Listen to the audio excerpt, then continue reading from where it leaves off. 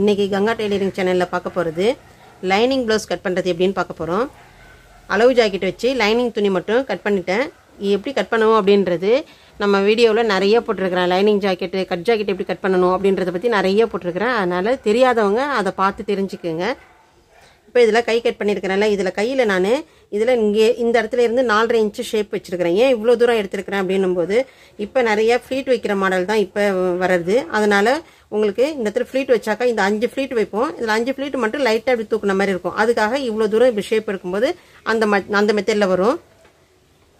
இதில் கை மட்டும் நான் கட் பண்ணிட்டேன். இதில் பார்டர் வருது பாருங்கள், பெரிய பார்டராக வர்றது. இது கைக்காக உள்ளது. இதை எடுத்து இப்படி இப்போ இதுலேயும் 2 மடிப்பு, 2 கைக்காக இப்படி இருக்குது. அதே மாதிரி இதுலேயும் 2 மடிப்பு அதை போட்டிருக்கிறேன். இதை எடுத்து இப்படி வைக்கும்போது கீழே கொஞ்சோண்டு இந்த இடத்துல பிசுறு வருது பாருங்க, அந்த மாதிரி இல்லாமல் இருக்கணுன்றதுக்காக மடிச்சு தைக்கிறதுக்காக கொஞ்சோண்டு துணி விட்டுருக்கிறேன். இப்போ கை கட் பண்ணியாச்சுது. அடுத்தது பாடி கட் பண்ணணும். இப்போ கட் பண்ணும்போது என்ன பண்ணுறீங்க, இதில் முன்பக்கம் பின்பக்கம் பார்க்கறதுக்கு இந்த மாதிரி இருந்ததுனாக்கா சமயத்தில் மாற்றி தைச்சிடுவோம். அப்போ அதுக்காக என்ன பண்ணுறோம், பின்பக்கத்தில் மட்டும் இந்த மாதிரி மார்க் பண்ணுறதை எடுத்து இப்படி மார்க் பண்ணி ஒரு அடையாளத்துக்காக இப்படி வச்சுக்கிறோம்.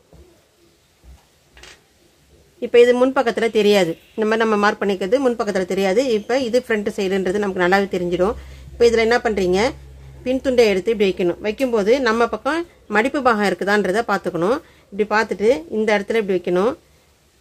லைனிங் கிளாத்தை விட இது கொஞ்சம் பெருசாகவே இருக்கணும். ஏன்னா லைனிங் கிளாத்து ஒரே மடிப்பாக மடித்து வச்சு இப்படி தையல் போட்டுருவோம்.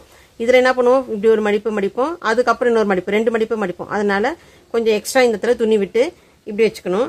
அதே மாதிரி இந்த இடத்துலையும் ரொம்ப கரெக்டாலாம் வைக்க தேவையில்லை, ஒரு 1/2 இன்ச்சு எக்ஸ்ட்ராவே இருக்கலாம். இந்த மாதிரி வச்சுங்க. அடுத்தது முன் துண்டு இந்த இடத்துல இருந்து இப்படி போடுறோம். இந்த இடத்துல இப்போ முன் துண்டு வச்சாச்சு.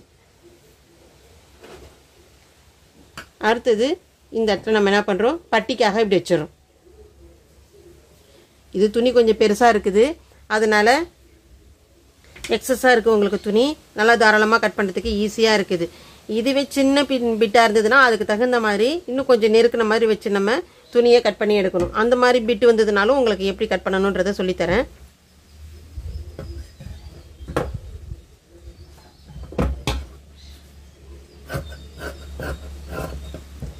இந்த இடத்துல ஷோல்டர் முடியுதுன்னா இதோட கரெக்டாக கட் பண்ணக்கூடாது. இங்கேருந்து ஒரு 1.5 இன்ச் அளவுக்கு எக்ஸ்ட்ரா வச்சு தான் கட் பண்ணணும்.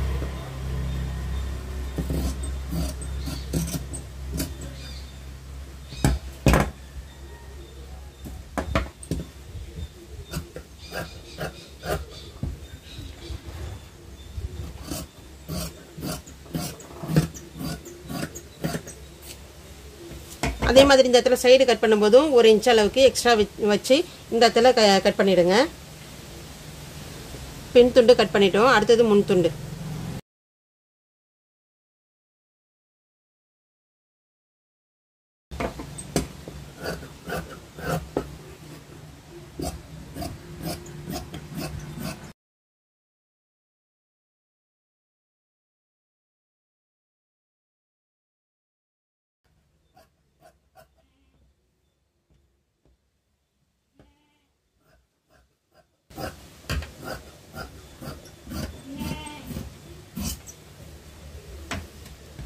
இப்போ முன் துண்டு கட் பண்ணிட்டோம்.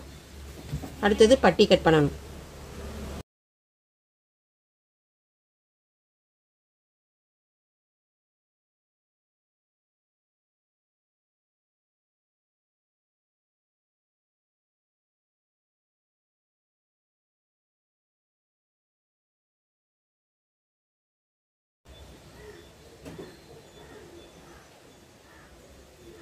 இது எப்படி வச்சோம்னா நமக்கு கரெக்டாக இருக்கும் அப்படின்றத பார்த்துக்கணும். இப்படி வைக்கும்போது ஒரு துணி இங்கே கொஞ்சம் பெருசாக இருக்குது, உள் துணி கொஞ்சம் சின்னதாக இருக்குது.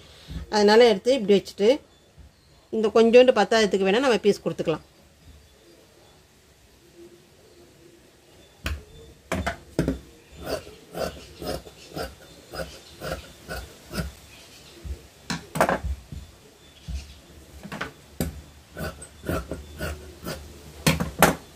இப்போ இந்த பீஸ் கட் பண்ணியிருக்கிறோம்ல, இதை எடுத்து இந்த இடத்துல இப்படி பீஸ் கொடுத்துட்டு பட்டி ஜாயின் பண்ணிக்கலாம். துணி பத்தலை அப்படின்னும் போது நம்ம ஒட்டு போட்டு தான் தைச்சாகணும். பட்டியில் சமயத்தில் துணி பத்தாது. அப்படி இல்லைனாக்கா கை வெட்டும்போது கைக்கு நம்ம ஒட்டு போடுற மாதிரி இருக்கும். இப்போ இது பெரிய துணியாக இருக்கிறதுனால எதுவுமே ரொம்ப பீஸ் போடுற மாதிரி இல்லை. இதே மெத்தடில் நீங்களும் லைனிங் கிளாத் வச்சு கட் பண்ண தெரிஞ்சுக்குங்க. நம்ம இப்போ பட்டி கட் பண்ணும்போது இந்த துணியும் ஒன்றாவே இருக்கணும்.